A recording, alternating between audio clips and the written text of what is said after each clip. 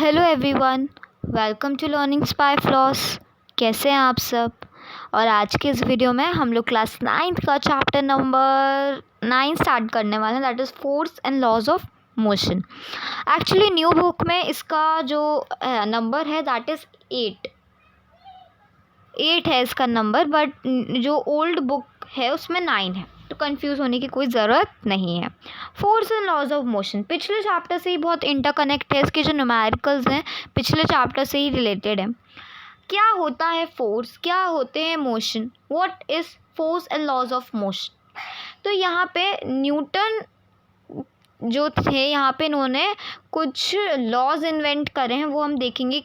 3 laws invent करें, उन सबको समझेंगे। बेसिकली इसमें थ्योरी पार्ट बहुत सिंपल तरीके से आप समझ सकते हो। Let's go for it. अब क्या है, in previous chapter we describe that the motion of an object along a straight line in the terms of position, velocity, acceleration. ये हम सब टॉपिक्स पढ़ते हुए आए हैं। लेकिन कभी हमने यह सोचा है कि क्या कॉज करता है मोशन, किस चीज़ से मोशन कॉज होता है, व्हाट इज़ नेचर। तो हम ये सब सवालों को डिस्कस करेंगे। और अब एक problem of motion and it causes, क्या है इसके कॉजेस, ये ना बहुत साइंटिस्ट को पजल करती है, फिलोसोफर्स को पजल करती है। अब यहाँ पे इन्होंने एक एग्जांपल लिया है, जैसे कि यहाँ पे इन्होंने एक बॉल ली है डियर, और यहाँ पे तुम हो, ठीक है। तुम अपना जो भी नाम है यहाँ पे फिट कर सकते हो। और यहाँ पे तुमने एक अच्छा मतलब स्मॉल हिट मारा, तुम्हारे फ्रेंड ने स्मॉल हिट मारा। अब जब उसने स्मॉल हिट मारा तो ऐसा तो नहीं है कि बॉल बिल्कुल चलती रहेगी पूरे 5-6 दिन और हमेशा के लिए चलती रहेगी, नहीं। वो एक ना एक जगह तो रुकेगी। चाहे तुम लार्ज फोर्स करोगे उस पर अप्लाई, तो ऑफ कोर्स वो ज़्यादा देर तक करेगी। यहाँ पे स्मॉल हिट मारा गया है, तो मतलब कभी ना कभी ये स्टॉप होगी। तो यहाँ पे स्टॉप मतलब क्या हो गया, स्टॉप से मैं क्या कहना चाह रही हूँ, रेस्ट को इंडिकेट करना चाह रही हूँ। तो रेस्ट क्या है डियर, रेस्ट क्या है, रेस्ट एक ऐसी स्टेट है जहाँ पे बॉडी मूव नहीं करती है ना, कोई भी थिंग है, कोई भी ऑब्जेक्ट है। तभी यहाँ पे रेस्ट को नेचुरल स्टेट कहा गया है, क्योंकि ये तो बहुत कॉमन सेंस वाली बात है कि जितना आप फोर्स लगाओगे उस बॉल पे उतना वो अच्छे से मूव करेगी, राइट। आई होप इतना क्लियर है।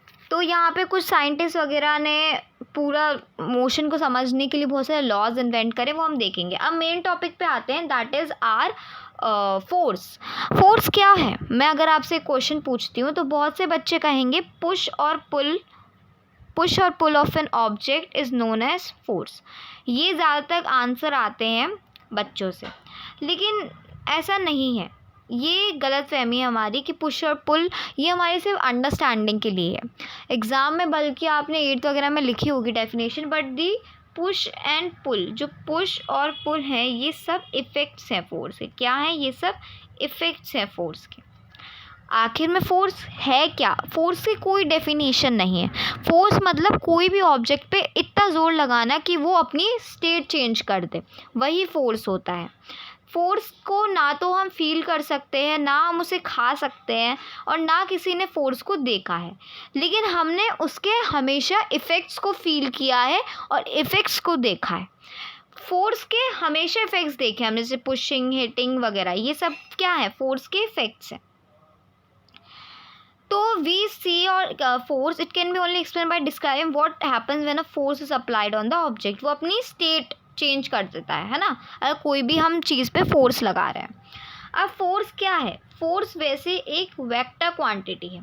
ये आपने पढ़े हैं स्केलर और वेक्टर। वेक्टर क्या होती है, वेक्टर मतलब जिसमें मैग्नीट्यूड भी होता है और डायरेक्शन भी होता है, तो फोर्स वेक्टर है। फोर्स में मैग्नीट्यूड भी है और डायरेक्शन भी है। Magnitude of velocity of an object भी चेंज करता है फोर्स, उसको क्या कहते हैं। जैसे एक बॉल ली मैंने और यहाँ पे तुम हो, तुमने एक अच्छी हिट लगाई बॉल पे, तो अरे तुमने अब ज़्यादा ज़ोर से हिट लगाई तो वो ज़्यादा मूव करेगी, कम हिट लगाई तो कम मूव करेगी। लेकिन तुम्हारे ऊपर डिपेंड करेगा कि तुमने कितना फोर्स लगाया। और किस डायरेक्शन में लगाया। अगर मैं बॉल को इस तरफ से फोर्स लगाया तो वो इस तरफ पहुंचेगी, अगर मैंने इस तरफ से तो इस तरफ पहुंचेगी। तो we always know that a force can change the shape and size of the object. और एक और चीज़ है, जैसे कि ये स्प्रिंग है, जब इसको अच्छे से पूरा स्ट्रेच किया तो इसका पूरा साइंस चेंज हो गया। तो फोर्स साइज़ भी चेंज करती है। जैसे रबड़ लो, अपनी रबड़ को ऐसे उल्टा मुल्टा करके देखो तो उसका साइज़ और शेप चेंज होगा। तो यहाँ पे एक एग्जांपल लिया है, एक स्पेरिकल रबर बॉल ली है, बिकम्स ओब्लॉन्ग। ओब्लॉन्ग मतलब ओवल शेप में आ जाता है। तो इसका मतलब क्या है कि ये हमने यहाँ इस पे ऊपर फोर्स लगाया और इसका शेप और साइज़ दोनों चेंज हो गया। फोर्स की ऐसे कोई डेफिनेशन नहीं है, लेकिन मैं बता देती हूँ आपके कन्वीनियंस के लिए। Force is an external agent और cause capable of changing the state of rest और motion of a particular body once applied on it. और नीचे आप उसके इफेक्ट्स लिख सकते हैं। नेक्स्ट टॉपिक पे आते हैं। नेक्स्ट टॉपिक है बैलेंस्ड और unbalanced force. Before starting balanced और अनबैलेंस्ड फोर्स में कुछ चीज़ें क्लियर करना चाहती हूँ। जब यहाँ इस वाले डायरेक्शन में फोर्स लगता है तो it is positive, it is what, positive, ठीक है। और जब इस डायरेक्शन में फोर्स लगता है तो इट मीन्स इट्स नेगेटिव। जैसे कि यहाँ से मैंने 5 न्यूटन लगाया, यहाँ से भी 5 न्यूटन, बट यहाँ पे ऑपोजिट में लग रहा है तो -5 हो गया। तो 5 न्यूटन और -5 न्यूटन, तो ये हो गया। अब यह माइनस साइन 5 ये शो नहीं करता है कि वो 0 से छोटा नंबर है, वो ये शो करता है कि वो ऑपोजिट डायरेक्शन में कोई भी फोर्स अप्लाइड हुआ है। अब बैलेंस फोर्स क्या है, ये सबसे कंफ्यूजिंग ऐसा नहीं है, बिल्कुल भी बहुत इजी होते हैं ये। बैलेंस्ड और अनबैलेंस्ड फोर्स क्या है। बैलेंस्ड और अनबैलेंस्ड फोर्स भी एक तरीके के इफ़ेक्ट्स हैं फोर्स के, बट हमें थोड़ा कंफ्यूज करने के लिए और हमारा सिलेबस बढ़ाने के लिए बनाए हैं force.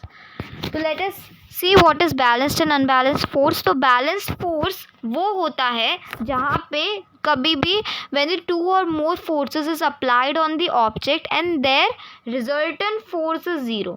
Resultant means net force is zero. Zero निकल के आता है आंसर में, तो दैट इज़ बैलेंस्ड फोर्स। अभी रिजल्टेंट फोर्स क्या है। रिजल्टेंट फोर्स मतलब कोई भी फोर्सेस को ऐड करके देखना। जैसे कि यहाँ से मैंने लगाया 6 न्यूटन का फोर्स और यहाँ से मैंने लगाया 6 न्यूटन का, या इस साइड में तो -6 न्यूटन होगा, तो 6 न्यूटन लिया। रिजल्टेंट फोर्स मतलब दोनों फोर्सेस को ऐड करना, ये ऐड करा, उसका तो माइनस है ही साइन, तो 6 न्यूटन प्लस माइनस माइनस, ये दोनों कट, तो आंसर 0 आ गया। तो यहाँ पे 0 आ रहा है, इट मीन्स ये बैलेंस्ड फोर्स है। तो जब भी रिजल्टेंट फोर्स 0 होगा that means it is a balanced force, ये याद रखनी है। रिजल्टेंट फोर्स मतलब एडिंग फोर्स। अब लेकिन अनबैलेंस्ड क्या हो गया, वही सेम, जहाँ पे रिजल्टेंट फोर्स नेट फोर्स हमारा 0 ना हो। नेट फोर्स रिजल्टेंट एक ही चीज़ है, जहाँ पे 0 ना हो, ठीक है। ये हमेशा याद रखना, रेड से मार्क लगा देती हूँ कि यहाँ पे 0 नहीं होता है ना। अब जैसे कि ये बॉक्स है, यहाँ से मैंने 6 न्यूटन का फोर्स लिया, यहाँ से 3 का लिया, तो 6 न्यूटन माइनस 3 न्यूटन, ये प्लस का लिया, माइनस प्लस माइनस हो जाएगा, तो वही तो 3 न्यूटन बचेगा। तो यही चीज़ें होती हैं जो आपको ध्यान रखनी पड़ती हैं। आई होप इतना क्लियर है। अभी क्या होता है, जो अनबैलेंस्ड फोर्स होते हैं ना, अनबैलेंस्ड फोर्स में फोर्स लगाया जाता है तभी उसको कैलकुलेट करके कुछ ना कुछ आता है, 0 तो आता नहीं है। तो मतलब बैलेंस फोर्स जो होते हैं ना, सुन लो ध्यान से, बैलेंस फोर्स जो होते हैं ना वो कभी भी स्टेट ऑफ मोशन या फिर रेस्ट चेंज नहीं करते, या फिर कोई चीज़ मोशन में है उसको रेस्ट पे लाना है, सॉरी रेस्ट पे है जो चीज़ उसको मोशन में लाना है, वो बैलेंस फोर्स नहीं कर पाएगा, वो कर पाएगा अनबैलेंस फोर्स। जब रिजल्टेंट फोर्स ही 0 है तो फिर कैसे कोई भी ऑब्जेक्ट मूव होगा। तो आई होप अनबैलेंस्ड और बैलेंस क्लियर है। यहाँ पे भी एग्जाम्पल वही चीज़ दी हुई है। तो यहाँ पे 2 फोर्सेस हैं एक्स और वाई, इसको यहाँ से टाइट कर दिया। अब एक इधर से फोर्स लग रहा है, एक इधर से फोर्स लग रहा है, ये पॉजिटिव हो गया, ये नेगेटिव हो गया। इसको हम प्लस करके देखें, चलो यहाँ से 5 न्यूटन मान लो, तो ये दोनों कट हो जाएंगे, फिर आंसर 0 आएगा। तो इधर इधर इधर मतलब बैलेंस फोर्स लग रहा है, तो अगर 0 आंसर है तो वो बैलेंस फोर्स है।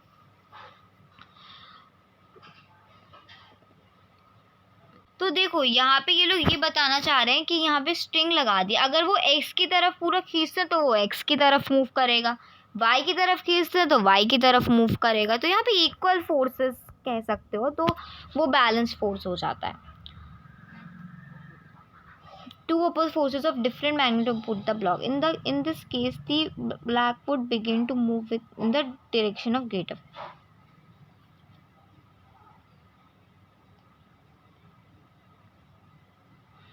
ठीक है, तो समझ में आ गया आपको। अब ये यहाँ पे ना एक और चीज़ बताई गई है, एक और फोर्स ऐड किया है, फ्रिक्शन फोर्स। फ्रिक्शन फोर्स क्या है, जैसे कि ये बॉक्स है, ये अभी मूव नहीं कर रहा है, दोनों एक तरफ से फोर्स सही फोर्स लगा रहे हैं, लेकिन बॉक्स हिल नहीं रहा है अपनी जगह से। ऐसा क्यों है? क्योंकि यहाँ पे फ्रिक्शनल फोर्स एक्ट कर रहा है नीचे।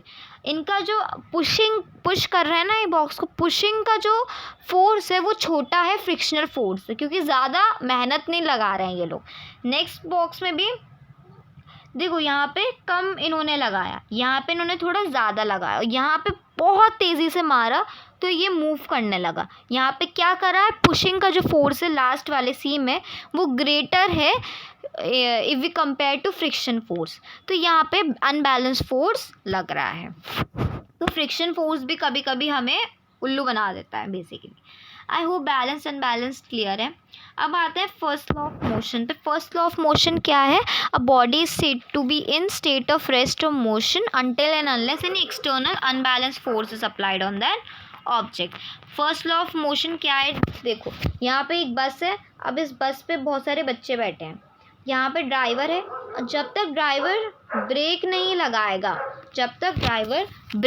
लगाएगा तब तक वो मूव करती रहेगी, है ना, वो रेस्ट पे नहीं आएगी। तो हम कैसे कह सकते हैं, body set to be in state of rest और मोशन अनटिल एंड अनलेस, तब तक ड्राइवर ब्रेक नहीं लगाया, कोई भी एक्सटर्नल अनबैलेंस फोर्स वो अप्लाई नहीं करेगा, तब तक वो गाड़ी रुकेगी नहीं, है ना। तो क्या हो गया, न्यूटन्स फर्स्ट लॉ कि जब तक कोई एक्सटर्नल अनबैलेंस फोर्स नहीं अप्लाई होता, देन दैट इज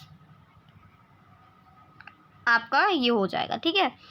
अब यहाँ पे वही चीज़ बोली है, an object remain state of rest, देखो यहाँ पे दिया है until unless any external force, ये देख लो। These threes are known as Newton's laws of the first law ये है, in other words the object resists a change in their state of motion in a quality the tendency of undisturbed object to stay। देखो यहाँ पे inertia, law of inertia भी बोला जाता है, क्यों से, the tendency of undisturb object to stay at rest, ये एक क्वालिटी है इनमें कि कोई भी ऑब्जेक्ट रेस्ट पे रहेगा या फिर keep moving with the same velocity, है ना, इज कॉल्ड इनर्शिया। कोई भी ऑब्जेक्ट अपनी टेंडेंसी मेंटेन करेगा रेस्ट या फिर मोशन में रहने की। यहाँ पे बहुत सारी एक्टिविटी दी है, मैं एक एक्टिविटी आपको बता देती हूँ बस। यहाँ पे ये दी है एक्टिविटी, से क्लियर हो जाएगा इनर्शिया क्या है। तो यहाँ पे इन्हें टम्बलर लिया है, इसके ऊपर एक कार्डबोर्ड लिया है ना, और कॉइन है। अब जब कॉइन को देखो आपने फ्लिक करा कॉइन को, सॉरी, जब आपने कार्डबोर्ड को फ्लिक किया तो फ्लिक करने पे अभी कॉइन रेस्ट पे है, और अपनी टेंडेंसी मतलब कॉइन अपनी टेंडेंसी मतलब अपनी रेस्ट पोजीशन को मेंटेन करते हुए जब आपने ये हटाया, ये मोशन में आ गया, लेकिन वो अंदर चला गया, मतलब वो रेस्ट पे रहा। तो क्या हो गया, इनर्शिया, अपनी टेंडेंसी, अपनी स्टेट ऑफ मोशन को उसी पे रहना, मोशन में है तो मोशन में रहो, रेस्ट पे है तो रेस्ट पे रहो, तो वो होता है इनर्शिया।